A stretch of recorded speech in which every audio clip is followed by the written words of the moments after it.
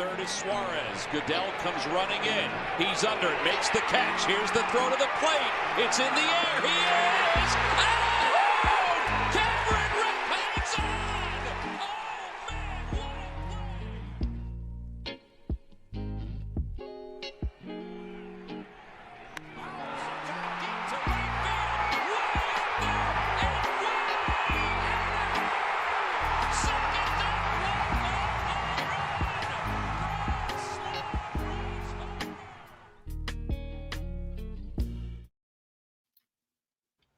a Yeah, welcome back to the Stupid Money podcast. We do not get to talk about the World Series. The Phillies blew a 2-0 series lead to the Diamondbacks to lose in 7. They also blew a 3-2 lead in this series. They lost 2 games straight at home, which seemed impossible. I'm just going to start off by saying that this felt exactly like the World Series last year, where they went up 2-1, hit all those home runs in Game 3, and then practically didn't score a run the rest of the series. Obviously, they scored 10 in Game 2, no show in Game 3 on offense, which pretty much killed them, I feel like. They come back in Game 4, though, with both teams doing a full-out bullpen game, get behind 2-0, get ahead 5-2. Orion Kerkering walks in a run, and then Craig Kimbrell just destroys himself. I don't know how to put that. They come back, though, Game 5.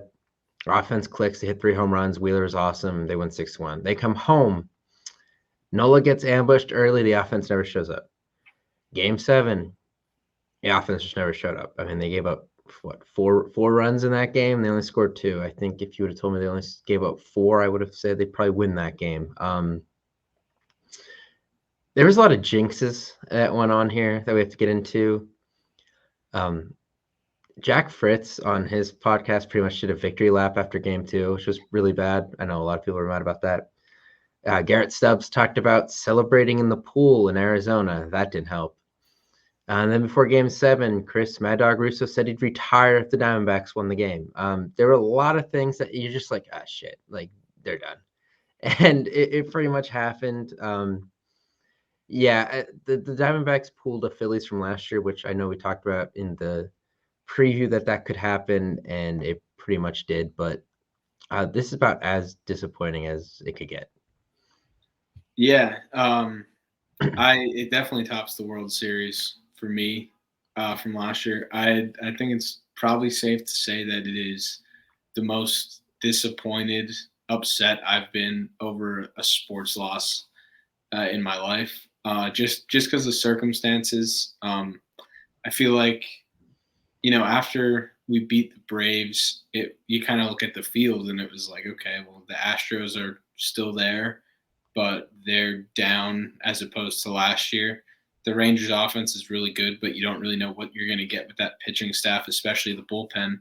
Yeah. And the Diamondbacks were good. Like, they were an 84-win team.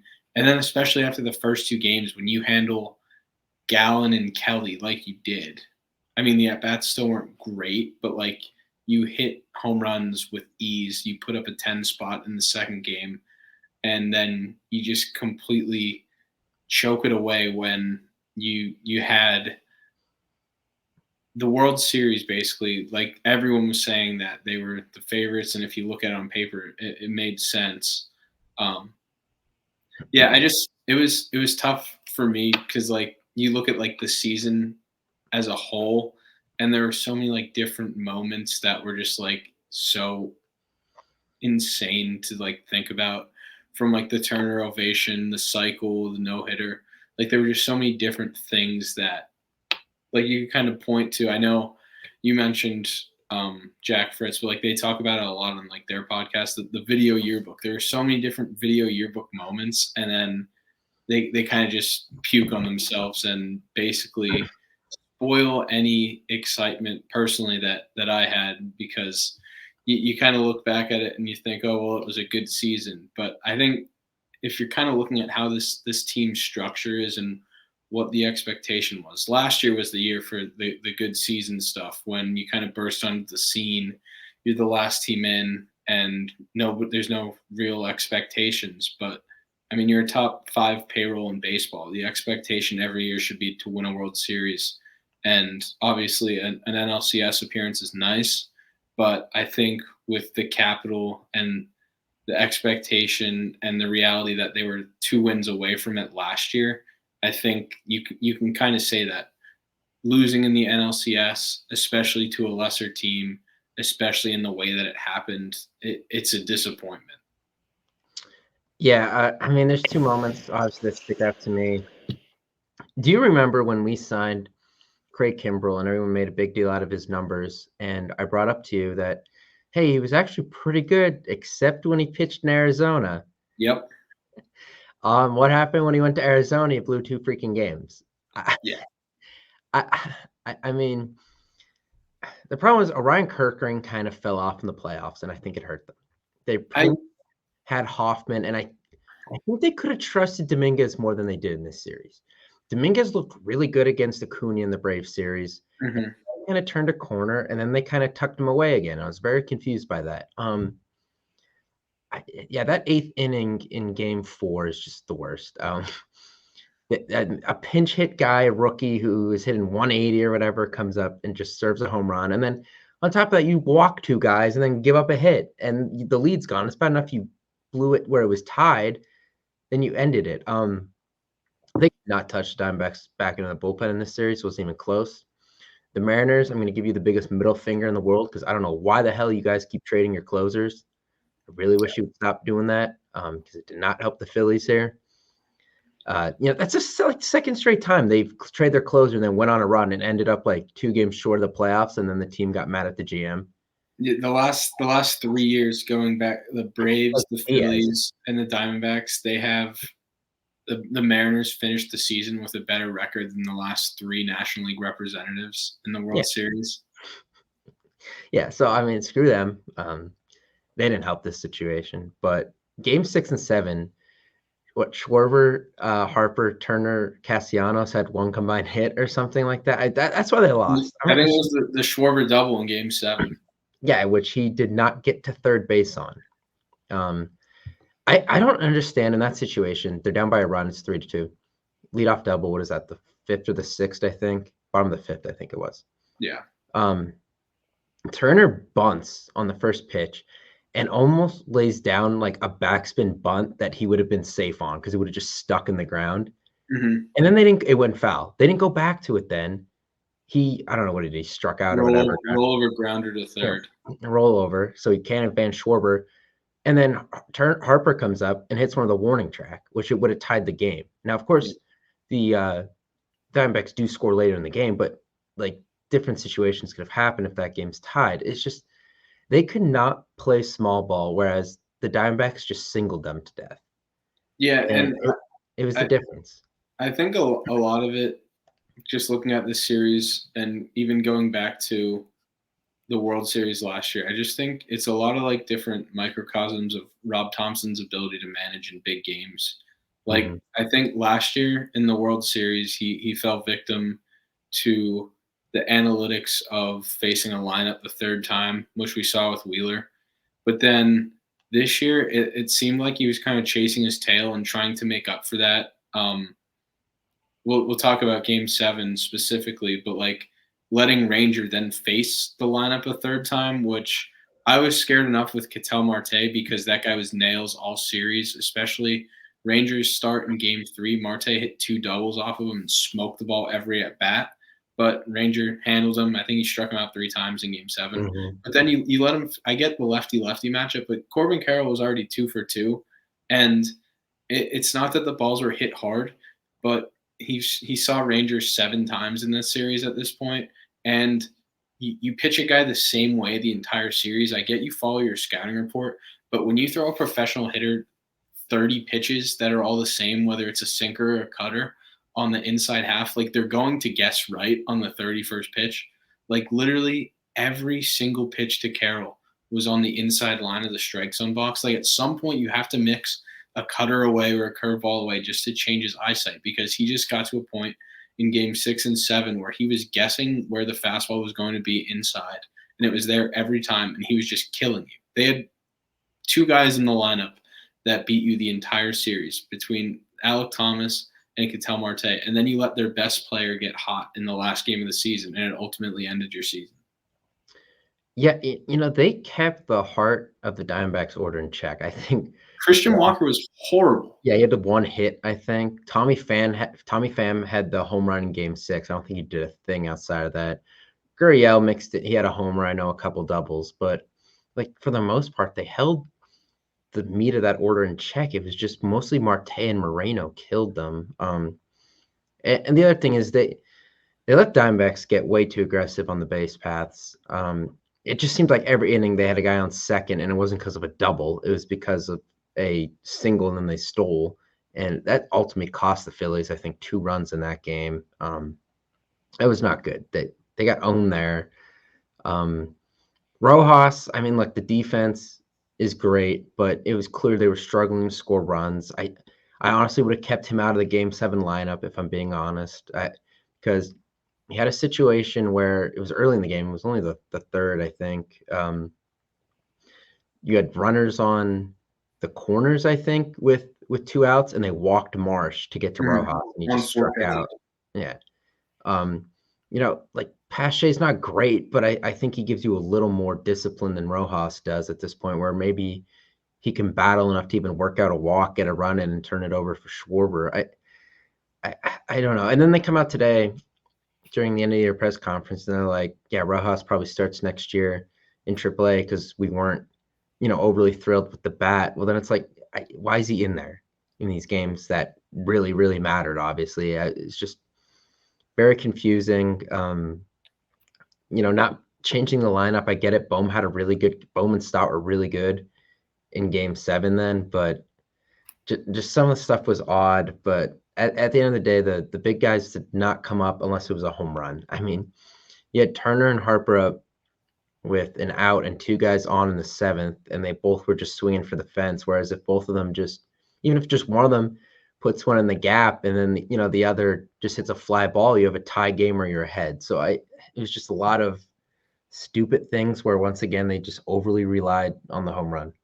Yeah, and talking about the big guys, like you look at, obviously you want Bryce to eventually get a ring here because he's been so great for the organization and the trajectory. But like the only guy after the playoffs that you can really feel bad for is Zach Wheeler. Like he is the only guy who did what he had to do every time he appeared. Like that guy is one of the best postseason pitchers in the history of the sport. And like, sure, like Nolan and Ranger were very good throughout the playoffs, but like Zach Wheeler, like that game 5 start, that's why games 3 and 4 were so important. And I don't know, it was an automatic. The series was over. I don't know what Thompson was doing, especially in game 4, trotting Kimbrel back out there the day after. One, he blew a save, and the day after he threw 25 pitches. Like you can leave him in the bullpen, especially before the playoffs. He said, yeah, Kimbrel's not like designated as the closer. We're going to be fluid with the roles and everything. And then he just trotted him out there to be his closer back-to-back days. It was so frustrating to watch how he kind of managed this series. And then you just let the Diamondbacks settle in, kind of like you talked about how they ended up causing havoc on the bases. We talked about it before the series. That's how they beat you: small ball, singles, and stealing. And they didn't do that for the first 5 games. Corbin Carroll was on base for like 45 pitches before he ended up like stealing a base. For a guy who went 54 for 59, like you controlled the running game for 5 games, and then you let them get their confidence enough where they stole, I think, 7 or 8 between game 6 and 7. Like, I don't care what type of environment it is. If you let a team hang around for long enough and you play with your food, they're going to get enough confidence to do what they ended up doing. And I think a lot of that was the structure of the series. I know after looking at it, I didn't really like the home field advantage aspect of it being 2-3-2 for us. Just because I'm on the record that it's not really much of an advantage. Yeah, because like you go 2 at the bank, and the Diamondbacks, those first 2 games looked flustered. Yeah, And just, then just look what the Phillies did the last 2 postseasons as the lower seed in each series outside of the Miami wildcard series. yeah, you let Arizona get 3 at home and get comfortable, get their feet back under them in the series, and then they come back to Citizens Bank Park, and like sure there was maybe like 4 or 5 days in between their last game there, but like they're not intimidated by it anymore because they already saw it the week earlier. Like it's not something new to them. And game 6 and 7, they weren't flustered at all. Yeah, I do wonder if game 6 starts at 8 instead of 5, if there's a difference there. That obviously hurt that the Astros blew that and forced a game 7 that game was put at 8 than the day before. Yeah, the bullpen thing's interesting because it was pretty much just Kimbrel who was bad. Kirkring was really bad too in game 4, and Alvarado obviously cost a run in game 7, but not like it mattered. They didn't score again. Other than that, though, that unit was solid. I just have to wonder. Taijuan Walker got paid $18 million to clap on the top step of the dugout. If that money was put into a bench bat instead of Rojas, if that was put into another righty bullpen arm, or it was put into a starter that was a free agent this past year that you could trust in a game instead of having to do a bullpen game in game 4 where maybe, Kimbrel doesn't come in that game because maybe the guy gives you 6 innings and then you could go like Hoffman, Alvarado, Strom, whatever you wanted to do. Like that played a role. I just think that much money tied up to a guy who literally clapped the entire playoffs just was bad and did not help a single thing. Yeah, and I know we were kind of against it in the offseason just because of what it would have cost in terms of capital, but watching baseball the last week and a half, how nice would it have been to sign Nate Eovaldi and give up the 2nd and the 5th round pick instead of signing Taijuan Walker for more money? Yeah, this series you're in the World Series, and you're probably a significant favorite considering Eovaldi's the Rangers' number 2 starter right now. And one of the greatest postseason pitchers, at least of this era, if not. I mean, the guy is, if you look at his numbers going back to his Red Sox days, like he is upper echelon in terms of starters and guys who can come out of the pen and get you outs in the playoffs. Because I remember the Phillies actually went after his miracle run with the Red Sox. The Phillies went after him as their closer. Yeah. And he said he still wanted to start, so he went elsewhere. But he's a guy I think, just these guys with this playoff pedigree, no matter their age. Like I look at Verlander when the Astros traded for him in 2017, like he was horrible on that Tigers team, but he comes down to a team that's winning in the playoffs, and all of a sudden he goes back to being, a top 5 pitcher of this century. Like these guys that know how to pitch and know how to get it done in October are going to get it done no matter what. And I think the Phillies need to look at acquiring a few more guys of that ilk instead of, just whatever's out there, what's younger, what might be a little cheaper.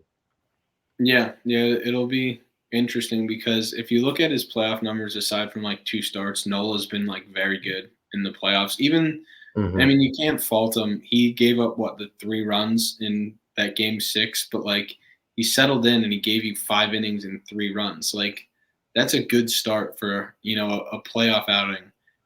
Especially when you have however much money, like 900 million or whatever, kind of put into this offense, you expect them to be able to make up 3 runs in a home playoff game. But I don't know. It seems like, they made such a big focus on staying fresh throughout the year with guys like Stott and how they kind of died out at the end. But the same thing happened as it did last year.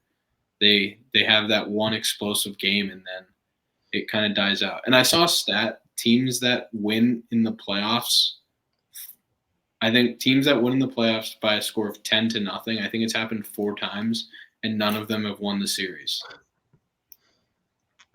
Yeah, we always talk about It's been a thing all season where if they scored 10, they just didn't show up the next game, and everyone always dreaded it. They're like, "Oh no, just like stay at 9."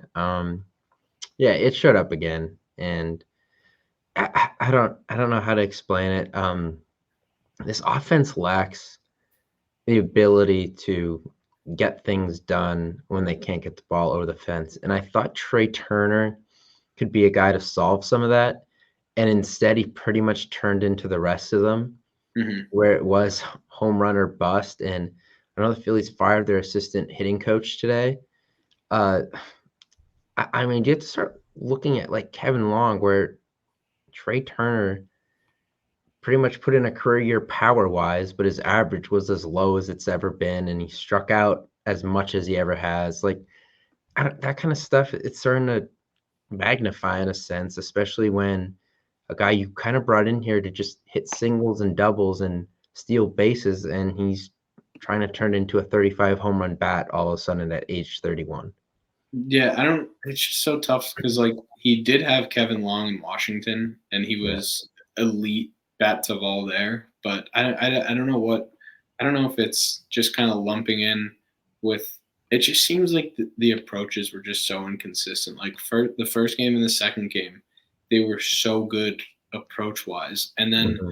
they got to Arizona. It's almost like they just expected to hit home runs, and they were flailing at every. I mean, Fott was very good this series. Like I'm not saying that they were the problem. Like Fott made pitches and he was very effective, but like the at bats from games 1 and 2 to pretty much every game after that were night and day. Like they showed promise. I think Kelly was at like 55 or 60 pitches after the first 2 innings, and then they let him off the hook and they let him go to the fifth, and he could have kept going, but Lavella pulled him. Like Mhm. they were just so inconsistent from the entire series, and then even just throughout the course of the games, they just started flailing. And like Castellanos was back to last year, just flailing at everything.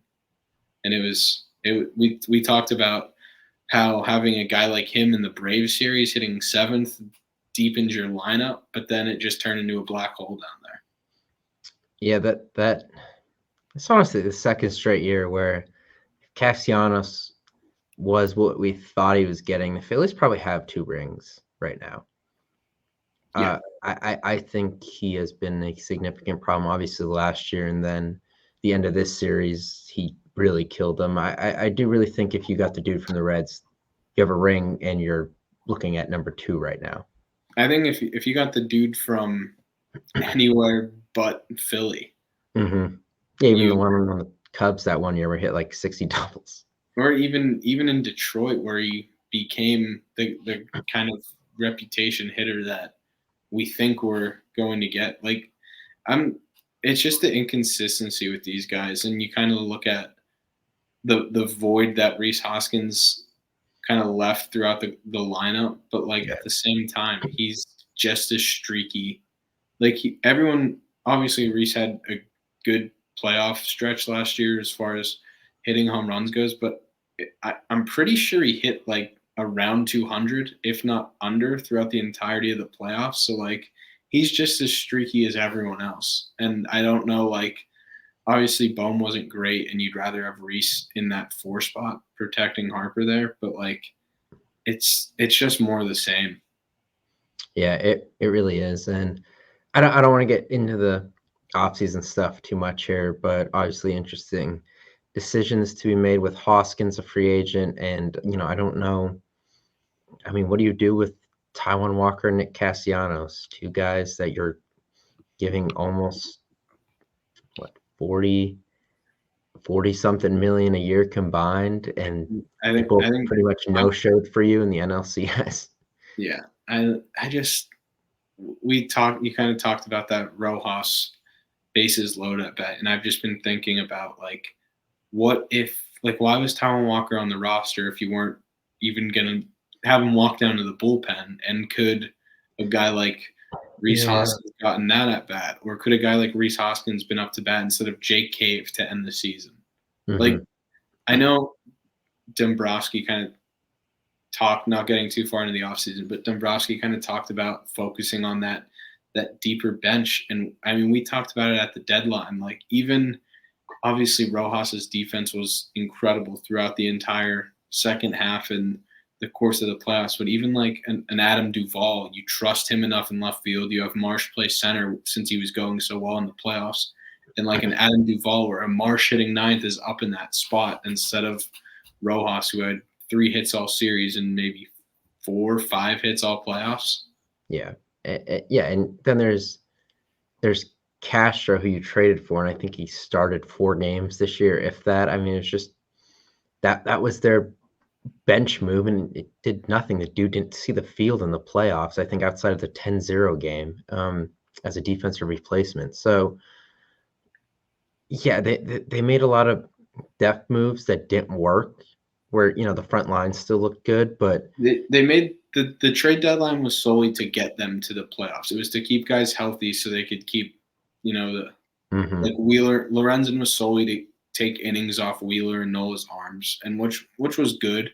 Like they looked really good in the playoffs, and it seemed to work. But at the same time, when you get to the playoffs, you need 4 competent starters that you trust. And Sanchez was good in his start, but yeah, like it seemed like their roster moves at the deadline were somewhat short-sighted.